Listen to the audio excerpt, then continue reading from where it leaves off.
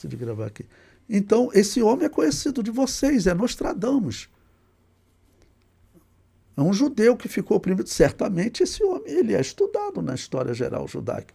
E muitos outros exemplos que vocês vão ver aí, quem participar do curso de História de Israel, vai ver, são muitos exemplos que o judeu ele não quer saber do cristianismo. O judeu ele não quer saber do cristianismo. Mas se nós explicarmos para ele a verdade da história, porque essa história da Babilônia apocalíptica foi escrita por ela para beneficiar ela, dizendo que ela era a verdadeira igreja de Jesus e que ela tinha a missão de destruir as outras igrejas. A humanidade é boba de acreditar nessa história. Você vai contar essa história, quem é que vai acreditar nela? Quem foi que escreveu essa história? Ah, foi a própria Igreja Católica. O que ela diz? Que ela recebeu o trono de Pedro. Né? E o que ela diz mais? Que só ela era a igreja de Jesus e que as igrejas diferentes tinham que ser mortas, tinham que ser jogadas na fogueira. Você vai acreditar nessa história? Combina isso com as palavras de Jesus? É claro que não, né? Tá bom? Pois bem, continuando, Zacarias capítulo 14, versículo 3. E o Senhor Yahvé sairá e pelejará contra estas nações, como pelejou no dia da batalha. Lembrando, é a guerra, a batalha do Armagedon, é a luta contra o exército do anticristo. Vai haver com certeza uma guerra física, vamos chamar assim. Porque eu tenho falado muito com vocês que vai acontecer também uma guerra, vamos dizer, doutrinária. Vai acontecer uma guerra doutrinária. Com certeza, a religião que o anticristo está trazendo é aquela velha religião pagã. E ela está hoje nas igrejas. Toda a igreja calvinista, toda a igreja católica protestante, elas estão nessa mensagem. Tá bom? Todas elas, estão todas enganadas. Essas igrejas que são chamadas de neopentecostais, que o templo é tudo no formato da maçonaria, com a pirâmide, aquelas ali também são todas igrejas que são contadas entre esse grupo que tenta enganar a verdadeira igreja de Deus. Isso é o que nós sempre pregamos.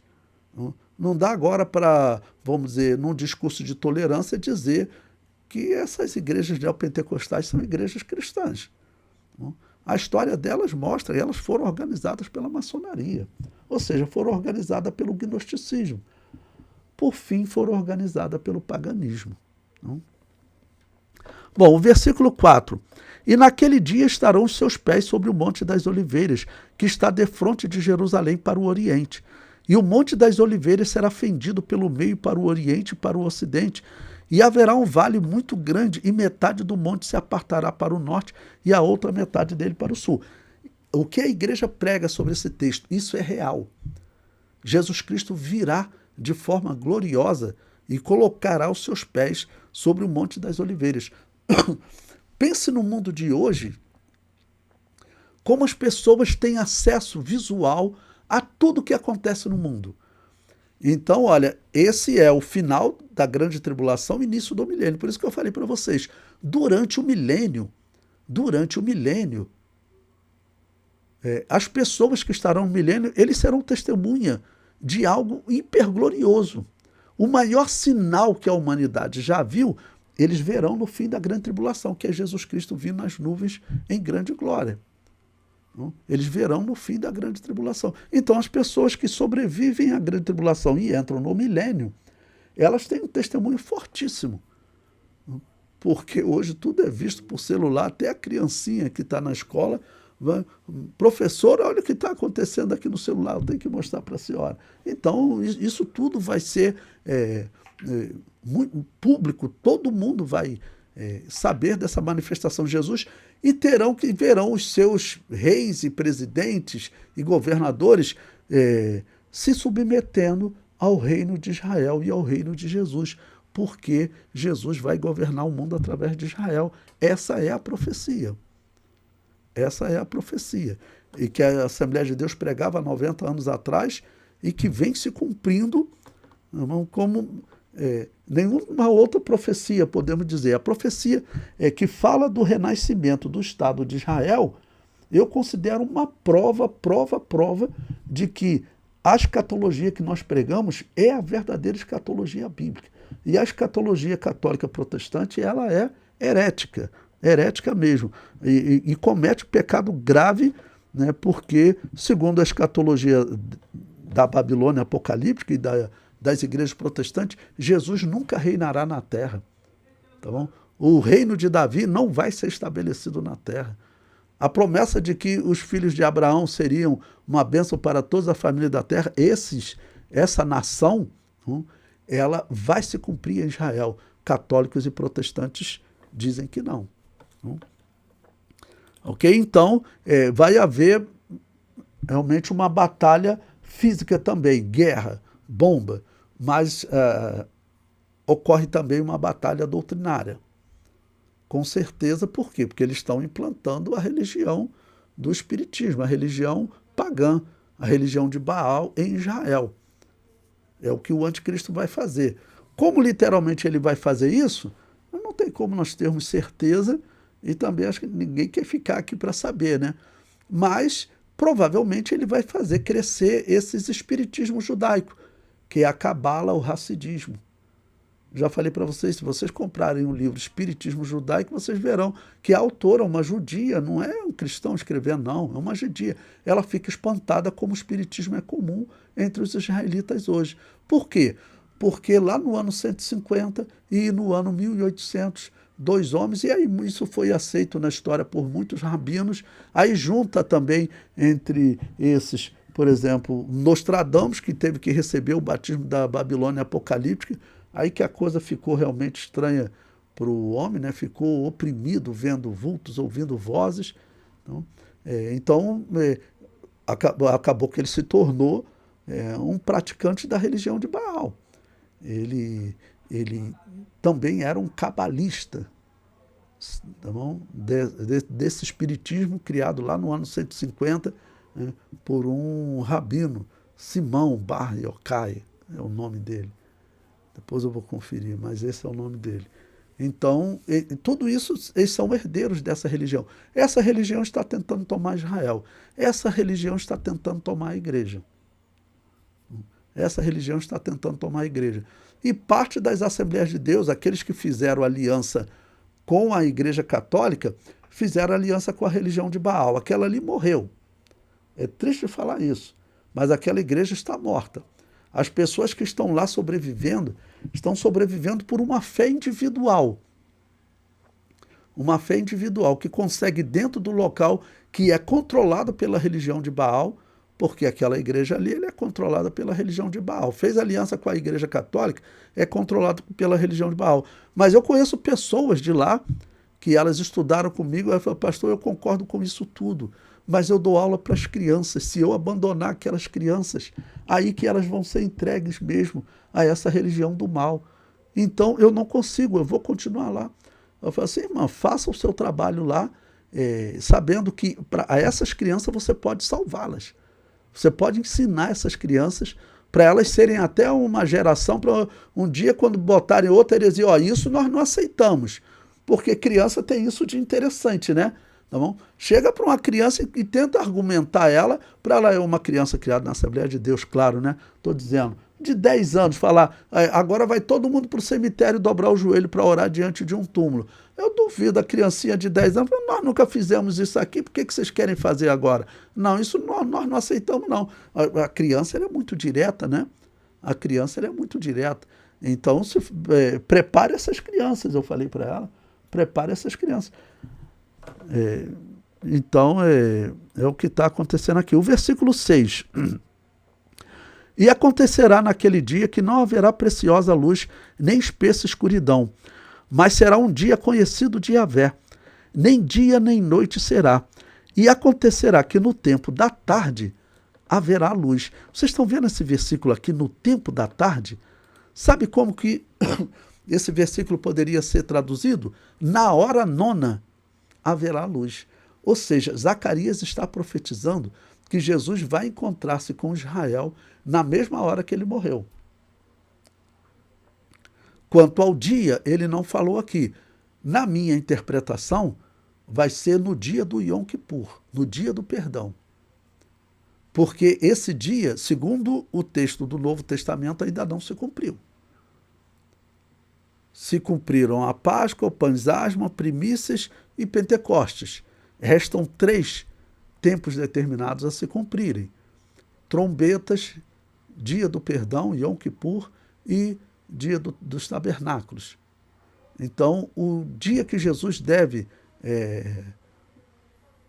apresentar-se a Israel e salvar Israel do anticristo, então, é o mesmo dia que Jesus, no mesmo dia e hora que Jesus morreu na cruz.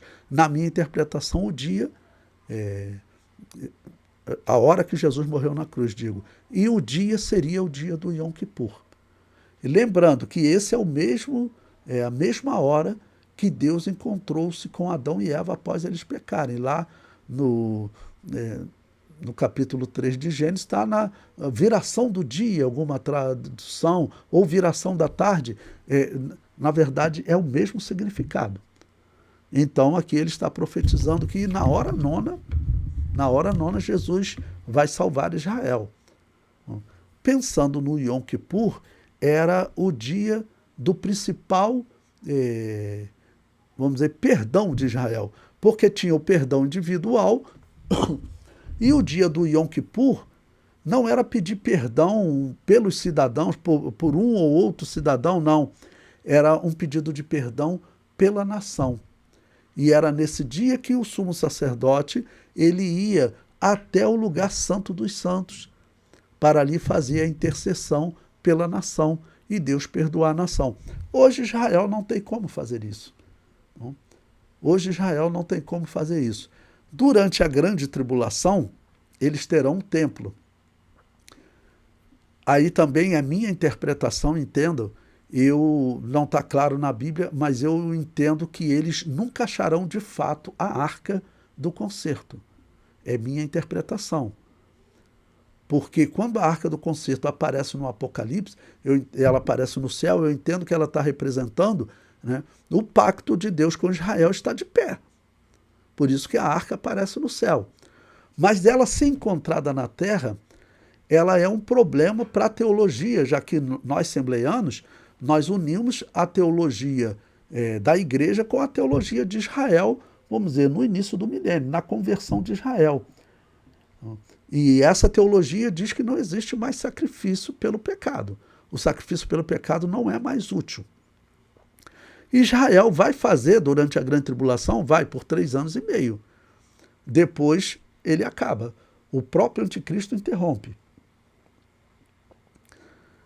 É claro que vocês vão ler intérpretes e faz sentido pensar que o anticristo ele vai querer entrar lá no Santo dos Santos, e ir lá sentar-se e atender, receber a oração dos sacerdotes como sendo o Messias, sendo o representante de Deus. É isso que o anticristo vai querer. Essa é uma interpretação que faz sentido. Então, que faz sentido. E hoje, como eu tenho dito para vocês, essa religião está muito perto de Israel. Está muito perto. Então, bom, eu comento. Deus avisa que todas as nações virão contra Israel. Eu comento no livro, né? Tá bom? Lembrando que nós estamos aí na página 54. Deus avisa que todas as nações virão contra Israel. É uma descrição da batalha do Armagedon. Mas Jesus se manifesta de forma gloriosa, pondo os pés sobre os montes, sobre o Monte das Oliveiras, que será fendido ao meio, e Jesus salvará Jerusalém. Aí o versículo 8, né? Ele diz, naquele dia também acontecerá que correrão de Jerusalém águas vivas, metade delas para o mar oriental e metade delas até o mar ocidental, no estio e no inverno. Sucederá isso, e Iavé será rei sobre toda a terra. Naquele dia, um será Iavé e um será o seu nome. Olha que profecia difícil de interpretar, né? Tá bom? Mas a interpretação tem que ser a seguinte: Israel vai reconhecer que Jesus e Iavé é uma pessoa só. Que Jesus Cristo, ele foi gerado aqui na terra como um milagre realmente, que Deus, ele tinha que gerar um filho, porque vindo dele, esse é inocente, não tem pecado, para morrer pela humanidade. Então, Israel vai entender que todo o sacrifício do Antigo Testamento era para ilustrar um sacrifício final.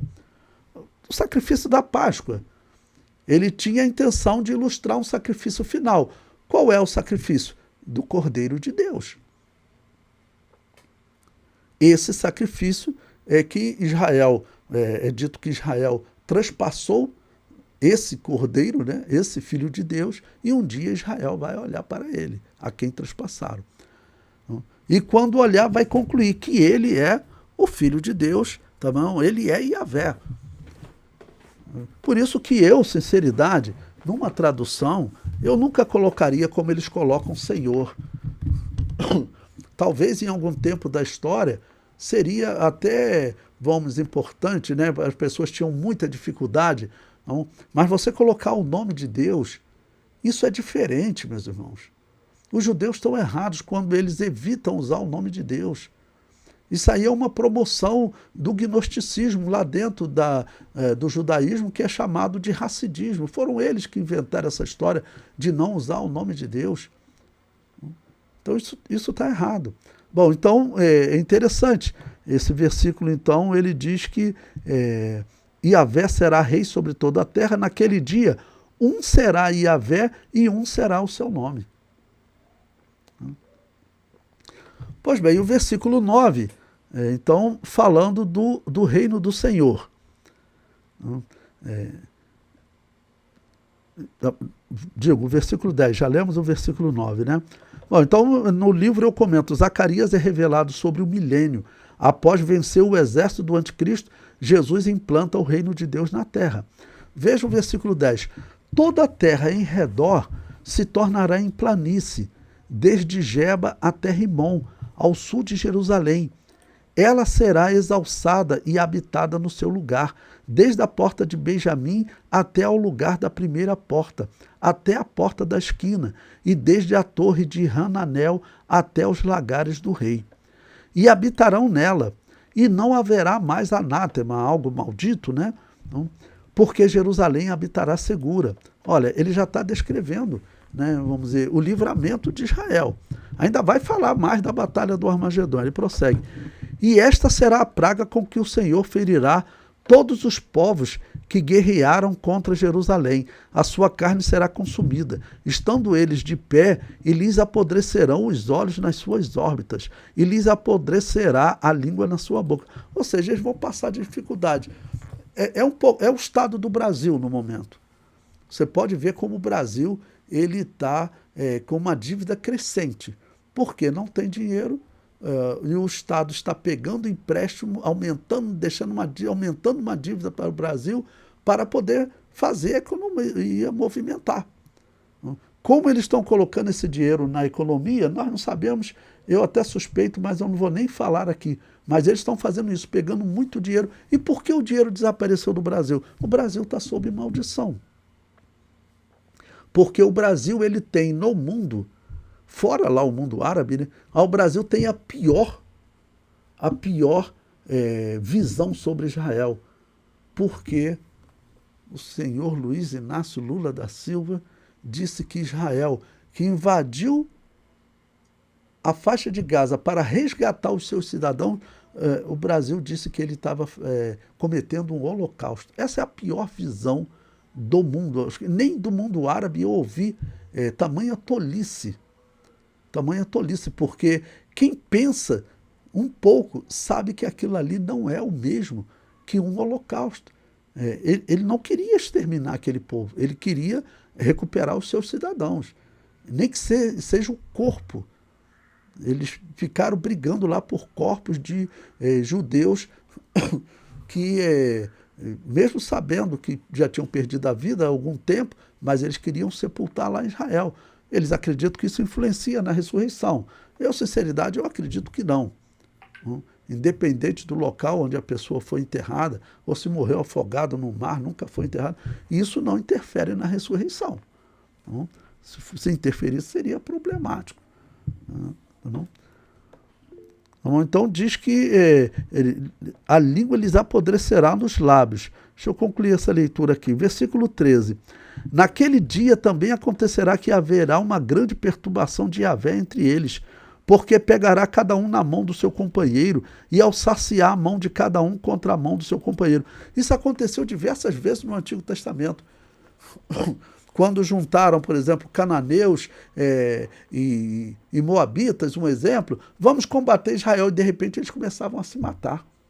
Então, o versículo 14, e também Judá pelejará em Jerusalém, e se ajuntarão em redor as riquezas de todas as nações, ouro e prata e vestes em grande abundância. E será a praga dos cavalos, dos mulos, dos camelos e dos jumentos, e de todos os animais que estiverem naqueles exércitos, como a praga deles. E acontecerá que todos os que restarem de todas as nações que vieram contra Jerusalém, subirão de ano em ano para adorarem o Rei, o Senhor dos Exércitos, e para celebrarem a festa das cabanas, ou a festa dos tabernáculos, ou o tempo determinado dos tabernáculos. Tá bom? Que é o sétimo e último tempo determinado. Então veja que ele, até o versículo 15, ele está falando da peleja contra Jerusalém, da batalha do Armagedon, e a partir do versículo 16, ele fala de uma conversão das nações ao Deus de Israel, e reconhecendo que servir ao Deus de Israel, mesmo sob submissão, porque perdeu a batalha do Armagedon, é bom, porque recebe bênçãos. Então eles serão submissos a Israel e serão abençoados. A humanidade será abençoada como ela nunca foi. Se hoje, de alguma maneira, olha, a humanidade está desenvolvendo, eu vi esses dias coisas incríveis, estão desenvolvendo, por exemplo, pessoas que eram tetraplégicas, que não andavam mais, tinham um determinado problema na coluna, eles fizeram aparelhos que podem levar a pessoa a andar. Pessoas que estavam sem andar há tempos. Olha, eu vi imagens de pessoas andando, é uma evolução científica que você já fica maravilhado, né? Pois bem, nesse período será muito maior. E quem será o líder disso tudo? Israel. Como hoje Israel é o líder. Durante o milênio ele será muito mais. E por que Israel se desenvolveu tanto? É o que as nações aprendem aqui durante o milênio. Porque eles servem ao Deus da Bíblia e reconhecem ele como o único Deus. Então as nações, eu quero essa bênção também. Você acha que um homem como Lula, que diz que o Brasil deve reconhecer a sua vitória à Umbanda, você acha que esse homem vai prosperar lá durante o milênio? Porque a humanidade vai agora ter, vamos dizer, uma visão diferente. Eles tiveram um sinal muito grande, né? Então o versículo 16 já fala de conversão e fala deles indo a Jerusalém, esse tempo determinado dos tabernáculos, aqui traduzido festa das semanas. Nossa tradução poderia melhorar algumas coisas nisso, né? Mas o tempo determinado do tabernáculo, qual é a simbologia dele? É Israel habitando com seu Deus. Até hoje, no tempo determinado dos tabernáculos, são 5 dias depois do Yom Kippur. Até hoje, se você pegar lá em setembro, outubro, você vai ver, eles pegam pelo menos uma barraca, uma tenda, né? Pelo menos uma barraca que se compra hoje, eles colocam no quintal, e eles ficam ali aqueles dias, vamos dizer, habitando com Deus. E as nações também, o que está profetizado aqui, que as nações, hoje, vamos dizer, ninguém nem ouve, nem olha para isso, né?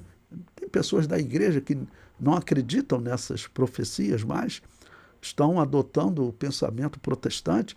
Tem na Assembleia de Deus pessoas adotando o pensamento protestante, desacreditando nesse rei, né? É inacreditável, né?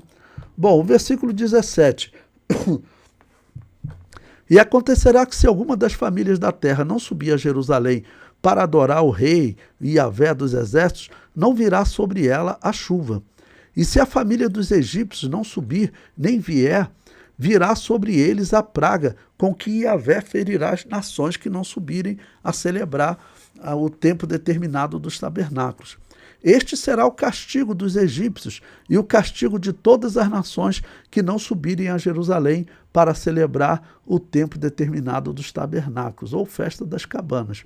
Naquele dia se gravará sobre a campainha dos cavalos, santidade a Yahvé. Você sabe que essa expressão ela vem escrita na testa do sacerdote, numa lâmina que ele tinha na testa, né?